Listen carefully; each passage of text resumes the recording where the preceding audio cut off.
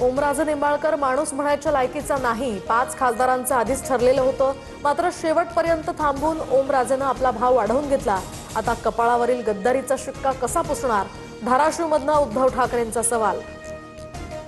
धाराशिवमध्ये 500 कोटींचे प्लॉट खरेदी, पवनराजे मल्टीस्टेटमध्ये कोट्यवधींचा भ्रष्टाचार केला. ओमराजेंच्या मागे ईडी लागल्यामुळे पळून गेले. संजय राऊतांचाही हल्लाबोल. खासदारांना शिव्या देण्याचा अधिकार ठाकरेंना कोणी दिला? आम्ही शिव्यांच्या लाखोल्या वाहणारे नाही, विकासाचं राजकारण करणारे आहोत.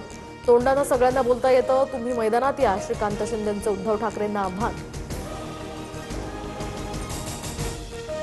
विमान प्रवासावेळी मुख्यमंत्री हतबल, आत्मविश्वास पूर्णपणे गमावलेले दिसले. फडणवीस दिल्लीमध्ये येतील म्हणून भाजपातनंच त्यांचे पंख छाटण्याचे प्रयत्न सुरू, उद्धव ठाकरेंचा दावा. तर उद्धव ठाकरेंना माझी हतबलता कुठे दिसली? मला पंखच नाहीत, मग माझे पंख कोण छाटणार? मुख्यमंत्री फडणवीसांचं ठाकरेंना प्रत्युत्तर. उद्धव ठाकरे आधी फडणवीसांना म्हणायचे, एकतर तू राहशील नाहीतर मी. आता ठाकरेंना फडणवीसांवर पुतना मावशीचं प्रेम आलंय. उपमुख्यमंत्री शिंदेंची टीका. उद्धव ठाकरेंच्या शेजारी बसलो असतो तर गप्पा मारल्या असत्या. विमान प्रवासात योगायोगानं एकत्र आलो. ठाकरेंसोबतच्या विमान प्रवासावर मुख्यमंत्री फडणवीसांची प्रतिक्रिया.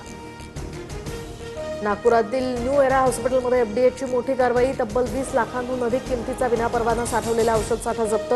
रुग्णांना औषध सक्ती केल्याचंही उघड. रुग्णालयाला कारणे दाखवा नोटीस.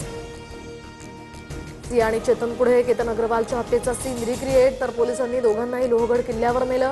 कड्यावरून डमी पुतळा ढकलून हत्येचं पुनरावलोकन.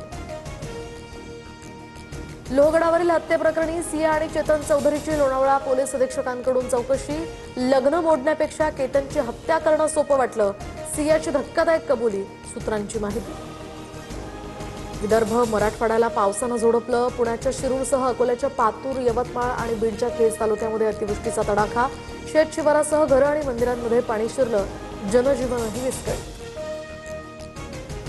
रत्नागिरीच्या चिपळूणमध्ये मुसळधार पाऊस. गटारं तुडुंब भरल्यामुळे पाणी रस्त्यावर. शिवाजी पुतळा परिसरातील मुख्य बाजारपेठेत पाणी साचलं.